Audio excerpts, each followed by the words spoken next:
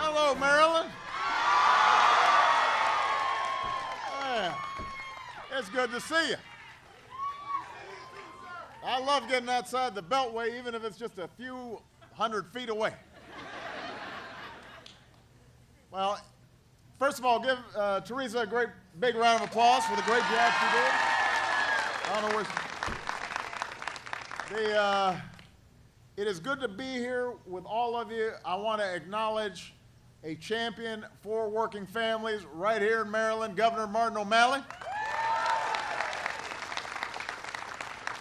Some folks who go to bat for working people every single day. Senator Ben Cardin is here.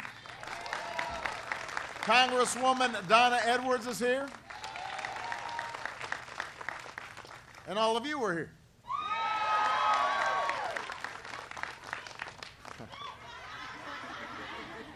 You know, Teresa's story proves that treating workers well is not just the right thing to do, it is an investment. And Teresa's 27 years of hard work at Costco proves that investment pays off. You know, I talked a bit about this last night in my State of the Union address. Now, I only finished 12 hours ago, so these remarks will be quicker. And I need some time to pick up a snow shovel and one of those 50-pound bags of dog food for Bo and Sonny.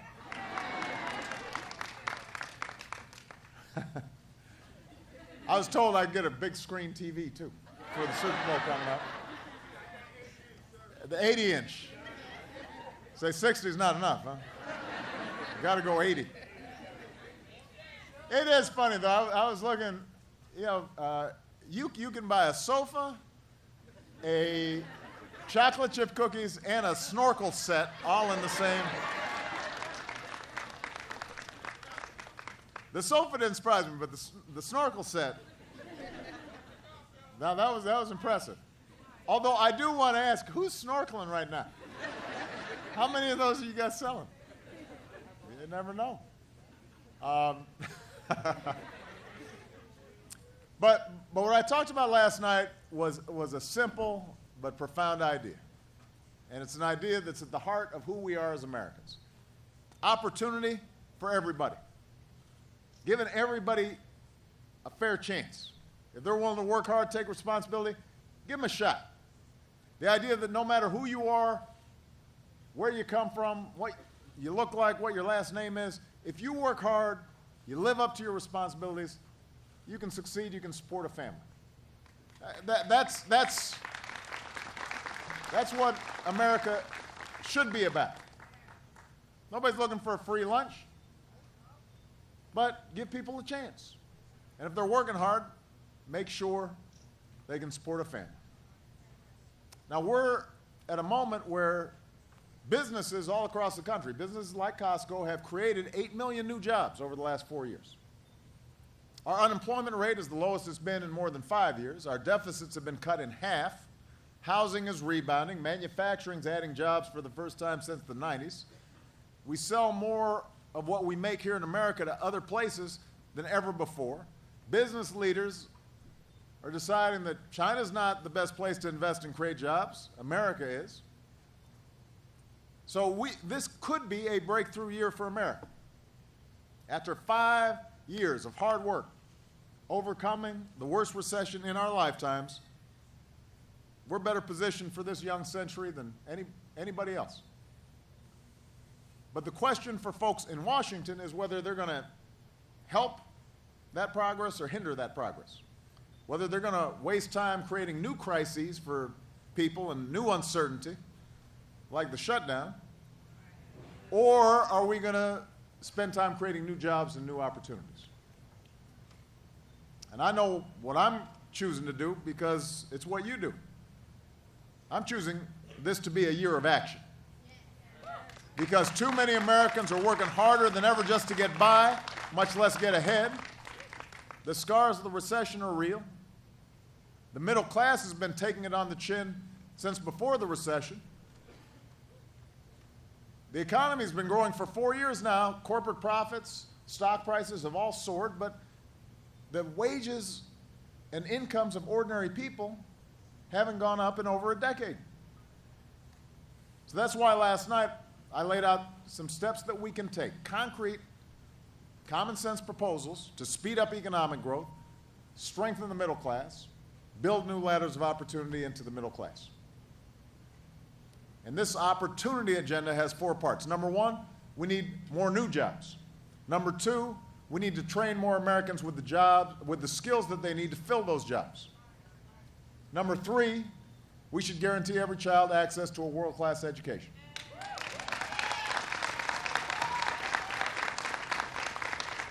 And number 4, let's make sure hard work pays off. Now, some of my ideas, I'll need Congress. But America can't just stand still if Congress isn't doing anything. I'm not going to stand still either. Wherever I can take steps to expand opportunity for more families, I'm going to do it, with or without Congress.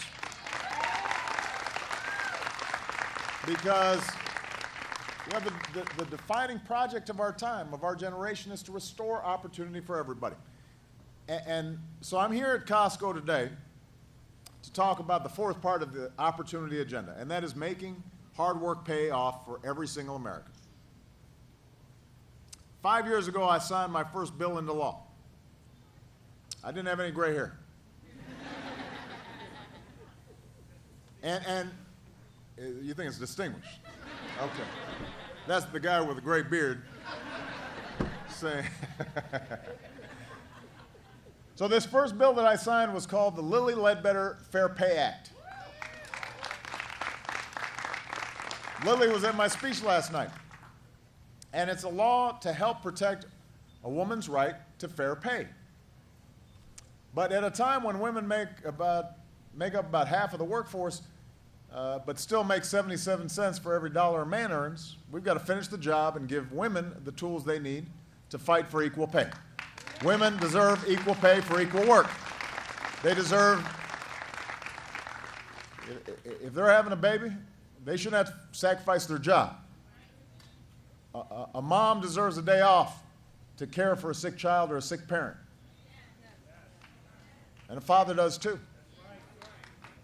You know, as I said last night, we got to get rid of some of these workplace policies that belong in a Mad Men episode, right? Belong back in the 50s. We got to give every woman the opportunity she deserves. Because when women succeed, America succeeds. Now, women happen to hold a majority of lower wage jobs in America.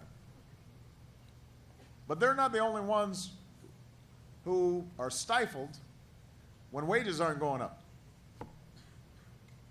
You know, as Americans, we understand some people are going to earn more than other people. And we don't resent those who, because they work hard, because they come up with a new idea, they achieve incredible success. You know, we want our kids to be successful. And it's funny, Michelle and I sometimes talk. You know, Michelle's dad was a blue-collar worker. Her mom was a secretary. I was raised by a single mom.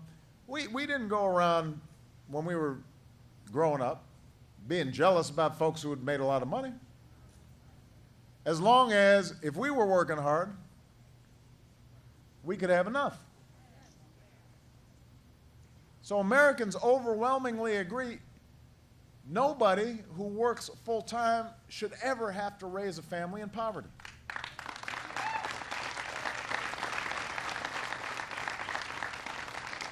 And that is why I firmly believe it's time to give America a raise.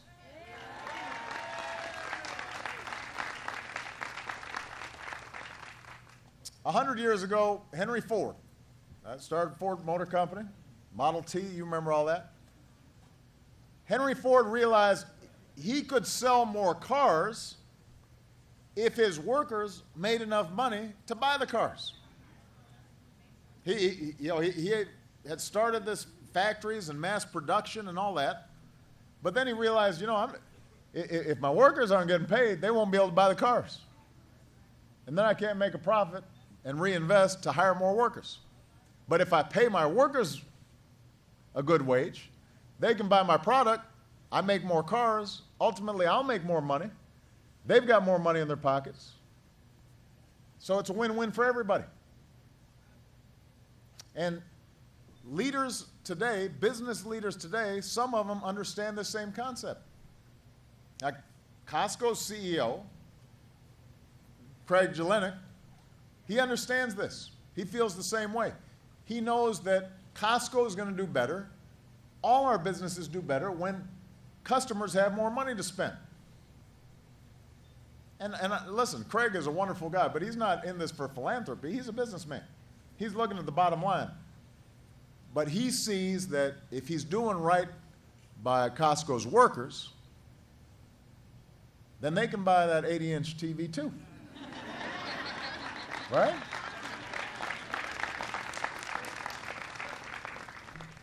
Profitable corporations like Costco see higher wages as a smart way to boost productivity and to reduce turnover. So entry-level employees here, stock associates, cashiers, start at $11.50 an hour. Start at $11.50 an hour. Thank you. The average hourly wage is more than $20, not including overtime or benefits. And Costco's commitment to fairness doesn't stop at the checkout counter. It extends down the supply chain, including to many of the farm workers who grow the product, the produce that you sell. What this means is that Costco has some of the lowest employee turnover in your industry. So you're not constantly retraining folks because they quit. You got people like Teresa, who's been here 27 years because it's a company that's looking out for her workers. And I got to tell you, when I walk around, I had a little tour of the produce section of the bakery. You could just tell people feel good about their job and they feel good about the company, and you have a good atmosphere, and the managers and people all take pride in what you do. Now, folks who work at Costco understand that, but there are a lot of Americans who don't work somewhere like Costco. And they're working for wages that don't go as far as they once did. Today, the minimum wage, the federal minimum wage, doesn't even go as far as it did back in the 1950s. And as the cost of living goes up, the value of the minimum wage goes down over time. Just last year alone, workers earning the minimum wage basically got the equivalent of a $200 pay cut because the minimum wage stayed the same, but costs of everything else are going up. I don't need to tell you this. You go shopping. So you're like, mm-hmm. Mm-hmm. For a typical minimum wage worker, that's a month worth of groceries. It's 2 months of electricity. It's a big deal to a lot of families. So I brought a guy here today who knows a little bit about this. Tom Perez is America's Secretary of Labor.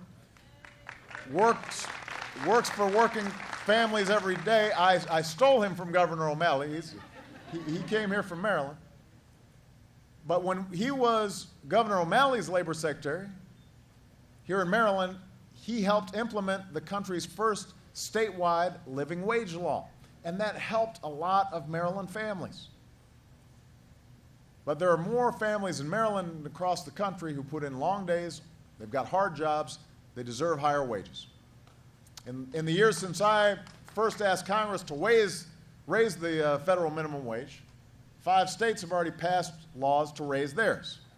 Governor O'Malley's trying to do it here in Maryland and lift the minimum wage to $10.10 an hour. He says, we all do better when we're all doing better. He's right. Prince George's County, Montgomery County are banding together with D.C. to raise the regional minimum wage, and I'm here to support your efforts. I'm here to support your efforts. And as I said last night, to every governor, mayor, state legislator out there, If you want to take the initiative to raise your minimum wage laws to help more hardworking Americans make ends meet, then I'm going to be right there at your side. While Congress decides whether it's going to raise the minimum wage or not, people outside of Washington are not waiting for Congress, and I'm not either. So, as a chief executive, I'm going to lead by example. In the coming weeks, I will issue an executive order requiring federal contractors to pay their federally funded employees on new contracts a fair wage of at least $10.10 an hour. Because if you cook our troops' meals, wash their dishes, you shouldn't have to live in poverty. So there's some steps businesses are taking on their own. There's steps that certain states and counties and cities are taking on their own. There's steps I'm going to take as president. But ultimately, Congress does have to do its part to catch up to the rest of the country on this. And there's a reason why a wide majority of Americans support increasing the minimum wage. Look, most Americans who are working make more than the minimum wage. So it's interesting that the overwhelming number of Americans support raising the minimum wage. It's not that it's going to necessarily affect them personally right now. It's that they know, they understand the value behind the minimum wage. If you work hard, you should be able to pay your rent, buy your groceries, look after your kids. If you put in a hard day's work, you deserve decent pay for it. That's a principle everybody understands, everybody believes. So right now in Congress, there's a bill that would lift the federal minimum wage to $10.10 an hour. 10.10. 10.10. It's easy.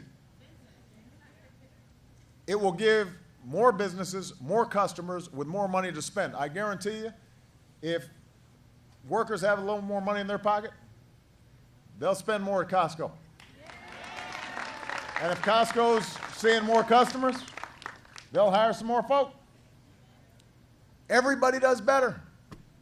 And the thing about it is, raising the minimum wage doesn't require new spending by the federal government. It doesn't require a big bureaucratic program.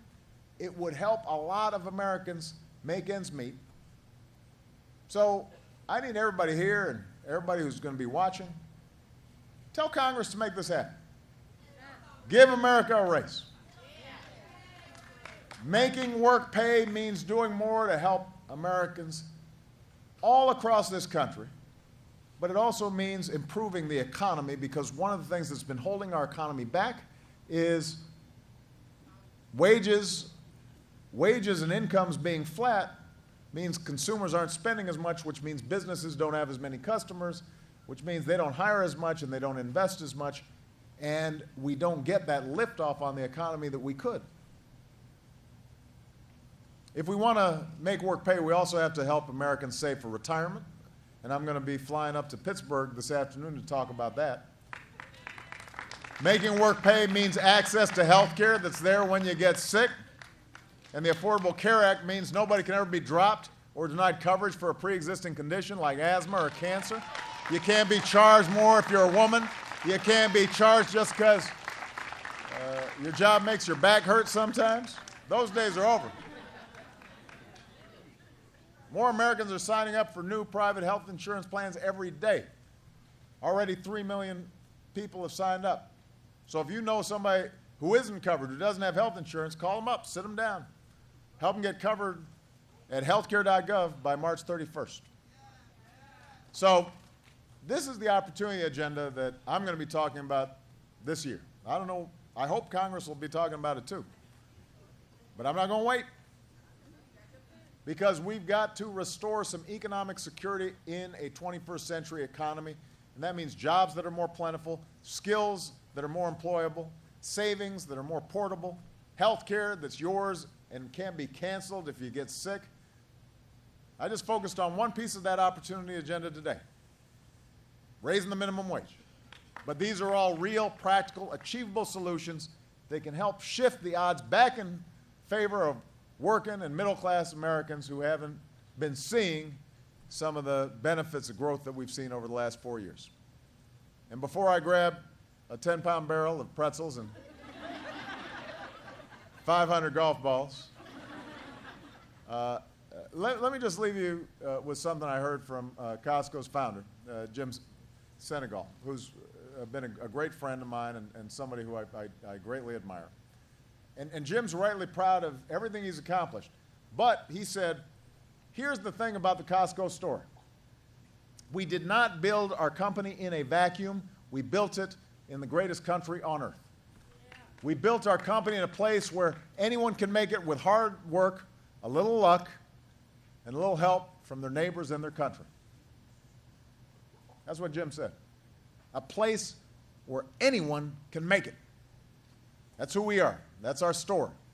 If we pull together, work together, put our shoulder to the wheel, keep moving forward, that's going to be our future as well, and the future for our kids and our grandkids. Thanks so much, everybody. God bless you. God bless America.